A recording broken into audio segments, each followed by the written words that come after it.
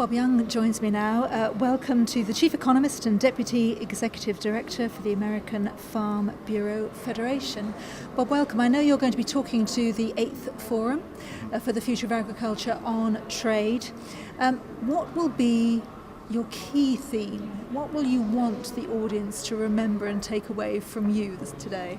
Well, we're going to talk about, since it is on trade, I thought we would have conversation about the transatlantic trade agreement that is currently under discussion between the United States and the EU.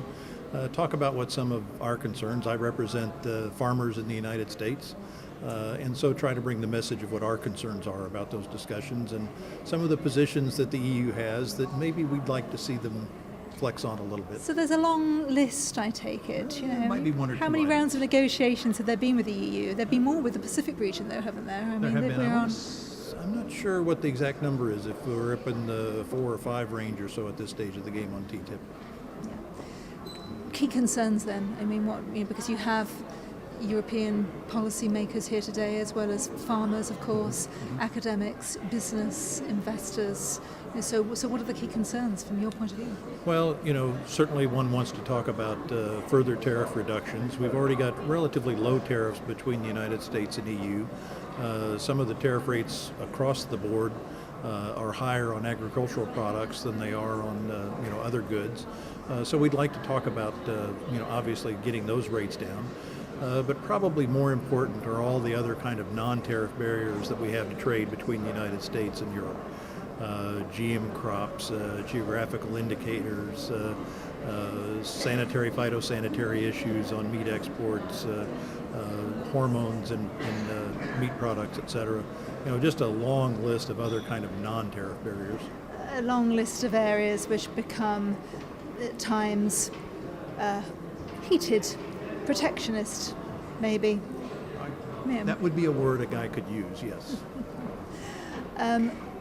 In terms of those that you share with the panel with this afternoon, you've got MEPs there, you've got those from NGOs represented, and you've listened to other voices at the forum so far today. Give me a sense check of what you've heard in terms of, clearly you have concerns, clearly these kind of narratives will go on and they are sometimes intractable, but do you have hope in terms of what you've heard today from speakers like the UN Special Advisor Amina Mohammed, from Jeremy Rifkin, for example, or are you still just as concerned as you ever were on behalf of American farmers? Well, concerned is a good word. And I think one of the concerns that I would have is, as we've just talked about on these non-tariff barriers for U.S. products coming into Europe, that Europe will decide that this whole list of sustainability goals will turn around and become another barrier that they can decide to lay on as well. And it's just one more thing on the list of, what else can we do to protect the European market, as opposed to open it up and let it go. I'm very optimistic, if you will, about, say, Irish dairy. Now that we're on the last day of quotas and tomorrow we're going to free them up and let them move, I think Irish dairy is going to be a very competitive force in global agriculture, in the global food system. And so let's talk about that in some other areas. Let's play. Some truths remain the same, though. Farmers do need to prosper in order to produce more, input less, and feed the world, which grows by 200,000 mouths every day. Exactly so. And we need to talk about removing the restrictions, to let agriculture go. The biggest challenge that I think we face are all these different regulations and rules and requirements that we have to meet this and we have to meet that.